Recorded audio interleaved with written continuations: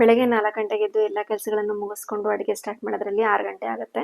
ಖಾಲಿ ಹೊಟ್ಟೆಗೆ ನುಗ್ಗೆ ಸೊಪ್ಪಿನ ಪೌಡ್ರನ್ನ ಹಾಕ್ಕೊಂಡು ಕುಡಿದು ಇವತ್ತಿನ ಅಡುಗೆಗೆ ಸಾಂಬಾರನ್ನ ಮಾಡ್ಕೋತಾ ಇದ್ದೀನಿ. ನಮ್ಮ ಮನೆಯವ್ರಿಗೆ ಬೆಳಗ್ಗೆ ಟೈಮ್ನಲ್ಲಿ ಮುದ್ದೆ ಆದರೂ ಕೂಡ ಪರವಾಗಿಲ್ಲ. ಹಾಗಾಗಿ ಇವಾಗ ಬೆಳಗ್ಗೆಗೆ ಮುದ್ದೆ ಅನ್ನ ಸಾರನ್ನ ಮಾಡಿಕೊಂಡು ಮಧ್ಯಾಹ್ನ ಬಾಕ್ಸ್ಗೆ ಅಂತ ಹೇಳಿ ಚಪಾತಿ ಕರಿ ಮಾಡಿಕೊಡ್ತಾ ಇದ್ದೀನಿ. ಸಾಂಬಾರನ್ನ ಮಾಡೋದಕ್ಕೆ ಬೇಳೆಗಳನ್ನೆಲ್ಲ ಹಾಕ್ಕೊಂಡು ಅದಕ್ಕೆ ಸ್ವಲ್ಪ ಕಡಲೆಕಾಳನ್ನು ಹಾಕ್ಕೊಂಡು ಈರುಳ್ಳಿ ಬೆಳ್ಳುಳ್ಳಿ ಎಲ್ಲ ಹಾಕ್ಕೊಂಡು ಕುಕ್ಕರ್ನ ಕೂಗಿಸ್ಕೊತಾ ಇದ್ದೀನಿ. ಇನ್ನು ಸೊಪ್ಪನ್ನು ನಾನು ಸಪ್ರೇಟಾಗಿ ಬೇಯಿಸ್ಕೊತೀನಿ. ಹಾಗಾಗಿ ಸಪ್ರೇಟಾಗಿ ಹೆಚ್ಚಿಟ್ಕೊಂಡು ಬೇಯಿಸ್ಕೊಂಡೆ. ನಂತರ ಸಾಂಬಾರು ಒಗ್ಗರಣೆ ಕೊಟ್ಟು ಸಾಂಬಾರು ಕೂಡ ರೆಡಿ ಮಾಡಿಕೊಂಡೆ.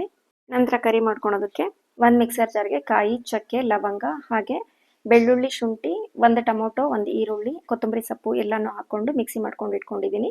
ನಂತರ ಒಂದು ಕುಕ್ಕರ್ಗೆ ಎಣ್ಣೆ, ಜೀರಿಗೆ ಹಾಗೆ ಹೆಚ್ಚಿಟ್ಕೊಂಡಿರೋಂಥ ಈರುಳ್ಳಿ, ಬದನೆಕಾಯಿ ಎಲ್ಲನೂ ಹಾಕ್ಕೊಂಡು ಕಡಲೆಕಾಳನ್ನು ಕೂಡ ಹಾಕ್ಕೊಳ್ತಾ ಇದ್ದೀನಿ.